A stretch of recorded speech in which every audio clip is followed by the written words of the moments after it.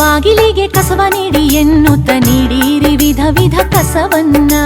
ಬಂದೇವು ಬಾಗಿಲಿಗೆ ಕಸವ ನೀಡಿ ಎನ್ನುತ್ತ ನೀಡಿರಿ ವಿಧ ವಿಧ ಕಸವನ್ನ.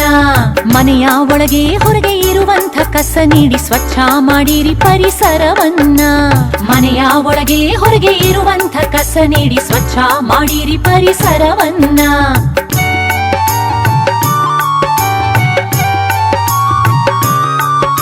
ನಿಮ್ಮ ಮನೆಯ ಕಸವನ್ನು ವಿಂಗಡಿಸಿಕೊಡಿ. ಅಡುಗೆ ಮನೆಯ ಹಸಿ ಕಸ ಅಂದರೆ ಗೊಬ್ಬರವಾಗುವ ಕಸ ಮತ್ತು ಮರುಬಳಕೆಯಾಗುವ ಕಸವನ್ನು ಬೇರೆ ಬೇರೆಯಾಗಿ ನೀಡಿ. ಸೊಪ್ಪು ತರಕಾರಿಗಳ ಸಿಪ್ಪೆ ಕಡ್ಡಿಗಳೆಲ್ಲ ಹಸಿಯಾಗಿರುವ ಕಸದ ರಾಶಿ, ಹಸಿಯಾಗಿರುವ ಕಸದ ರಾಶಿ.